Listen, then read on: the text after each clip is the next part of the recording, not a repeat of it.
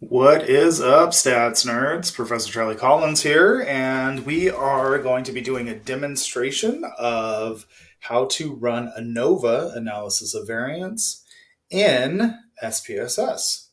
And so, what I want to start out doing here is looking at the two variables that I'm interested in specifically for this. So, just to be clear, I'm using the General Social Survey, the 2018 data, because that is the newest data that they have for SPSS, or the most updated. And I will also paste or give access to all of my syntax and output for this data. All right. And so what I want to do here is I want to first, I'm going to move this real quick. So what I want to do here is show you the two variables that I'm interested in, right? So this first variable here, CONINC, is family income, and political views are one's political views, political orientation. And so these two variables are my variables of interest. The dependent variable is family income, and political views is the independent variable. So what I want to do here is I want to run some quick analysis just to understand our data. So this is something important to do really for any analysis that you do. So let's really quick run some descriptive statistics on our data. All right. And so I'll first look at the independent variable of political views. And so what I want to do here is I'm going to go to analyze descriptive. And for this, I'm going to do frequencies. All right. So because political views is an ordinal variable, and I know that from the data, from the data set, then I want to do frequencies. All right, so I'm going to start here. I'm going to change this. I'm going to right click and change to display variable names. And I'm going to start typing in POL. And so we have poll of views. And so we're looking for POLVIEWS. All right, so we're going to put that into the variable box here. And statistics, we don't really need central tendency or anything like that because it's an ordinal type of variable. And we're just going to click OK.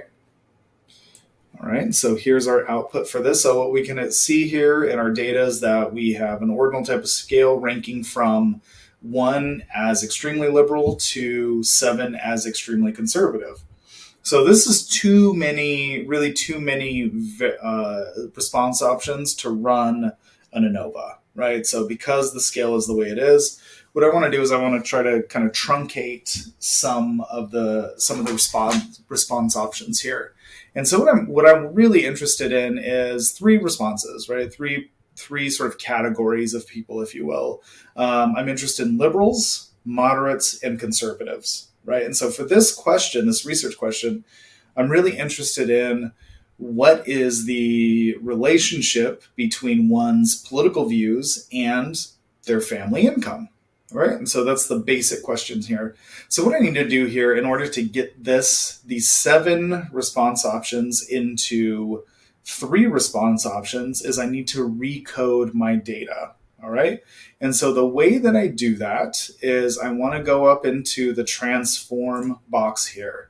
Now, just a quick note, you can these pull down windows are the same in any of the different SPSS windows, right? So this is the output window, and we still have the same pull down menus. If I go to the data itself, it's the same window. So it doesn't really matter which sort of output you have here. If you have the data, if you have the output, if you have the syntax, you're going to have the options for the same. You're going to have the same options regardless. All right. So we want to recode our data, right? And what I want to do here is actually want to recode the data into a different variable, right? So by doing that, it preserves the original variable, but also gives me a new variable. Right? And so what I want to do here is I want to recode into a different variable. And I like to have this here right next to it. That just is helpful for me to be able to recode fairly easily. Again, display variable names. And I'm going to go POL look for the look for that variable again, polyviews or pol views, click that into the box. And so what the new name is, right? So now it's asking us, what is the new name? So I'm going to call it the same thing, PLLVIEWS. And what I'm going to do here, and this is my own convention, use your own, I always do an underscore R. And to me, that tells me that the new variable is a recoded variable of a previous variable. And then under the label, what I do is I'll do a parentheses, recode, and then I'll just call it the same thing, right? Think of self as liberal or conservative. All right. So we're going to add that. And then we're going to define the old and the new variables. Okay. Or the old and the new values, I should say. So we're going to do old value 1. And then we're going to actually do,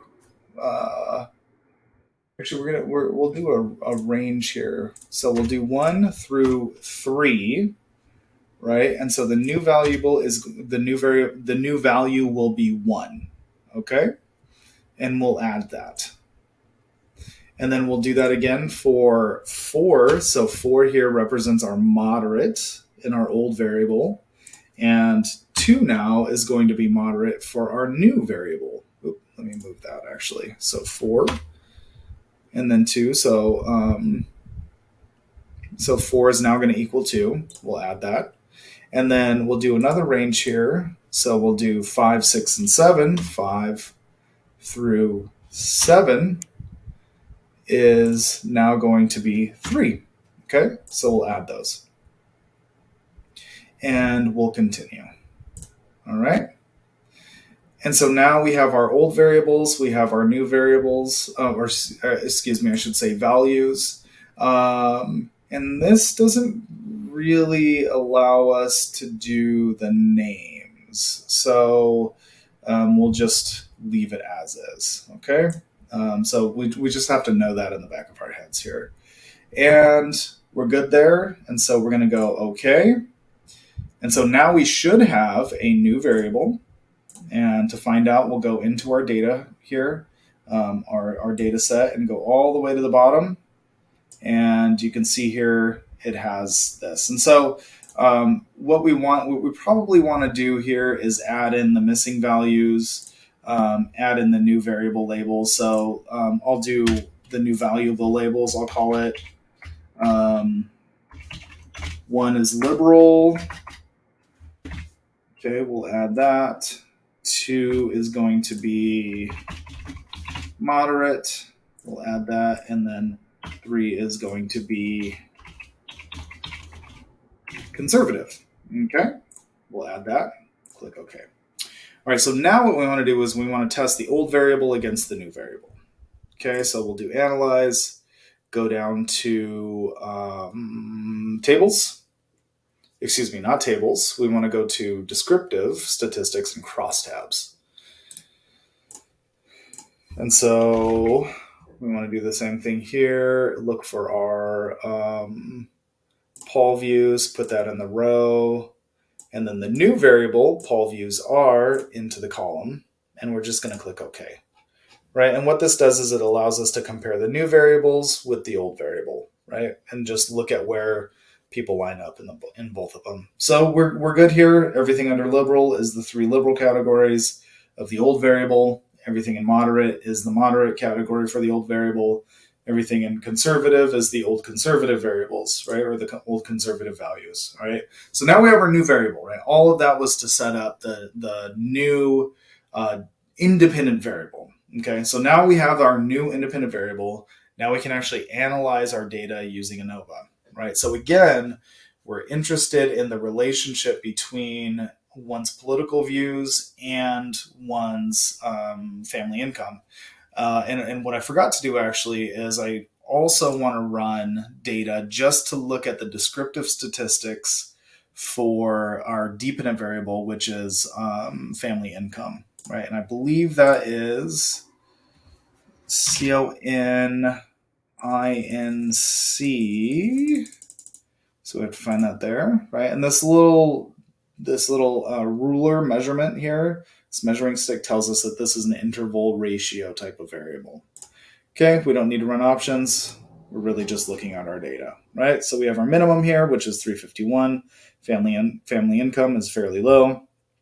158 is our high, with a mean of 49,000, standard deviation of 42,000, right? That all seems to check out. All right, so now let's analyze the data and see what this tells us. So again, examining the relationship between family income and political affiliation or political views. And so we want to go to analyze, then we want to go to compare means. So we're looking for an ANOVA here, right? And we're going to go one-way ANOVA. Click on that. Display variable names. And so we know our factor is all the way at the bottom. So in these two things, we have our dependent list. That's the dependent variable. ANOVA can run multiple dependent variables at the same time. It's just all it's doing is running a variety of ANOVAs. It's not combining those. It's a series of ANOVAs here. So we can run as many, well, not as many, but we can run a series of dependent variables against our factor here. So I'm going to take a look at, try to find my CONINC, put that in the dependent list. And then we know our new political views variable is our independent, right? And so we have our basic ANOVA here. Now what we want to do is we want to go into options. We want to do descriptives, and that helps us understand the means and standard deviations of each group, right? Press continue. Then we want to go into post hocs, and typically we want to do post hocs after we run our test. But the nice thing about this, I just do it right up front, because if you do post hocs right at the front, you don't have to run ANOVA twice, right? So if the ANOVA test is not significant, then we can just ignore the post hoc tests. If the ANOVA is significant, then we can actually look at the post hoc test. So that's the nice thing about those. All right, so we're going to hit Tukey here. That's the very standard post hoc test that most people use. And click continue. And we're going to click OK.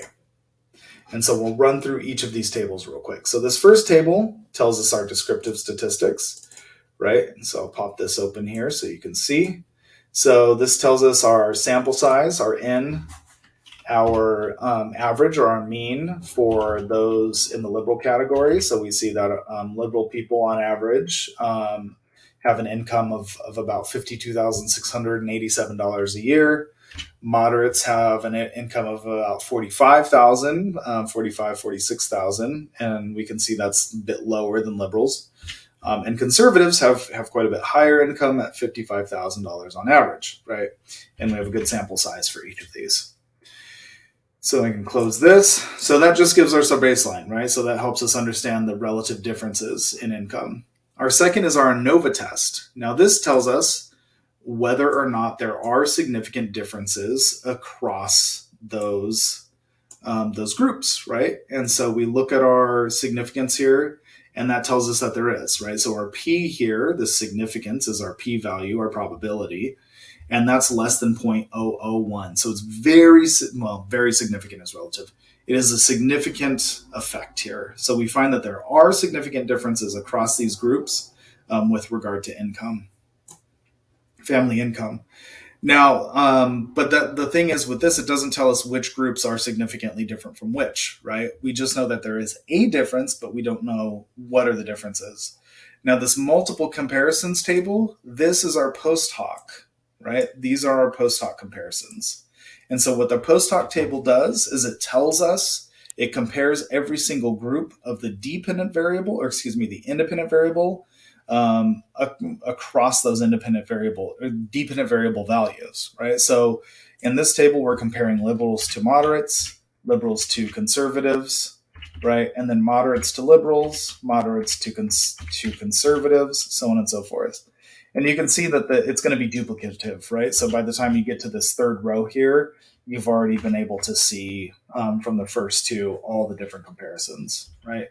And so what we're looking for is we're looking for the little asterisk, right? And so that tells us that the mean difference is significant at the 0.05 level, right? And the significance tells us exactly what that level is, right? So we see here that liberals are in fact higher in income compared to their moderate counterparts, right? And so this gives us the mean difference, and the little asterisk tells us whether or not it's significant. Liberals, on the other hand, do not make significantly different income or less income than conservatives, right? So there's not, even though there is a mean difference, it's not a significant mean difference, right? So they're about the same. Now we can look at moderates against liberals and conservatives. So we already know that liberals make more on average than moderates do. Their family income is more. And now we're comparing conservatives to moderates, right? So now conservatives to moderates, we can see that there is a significant difference. I kind of messed up the table here.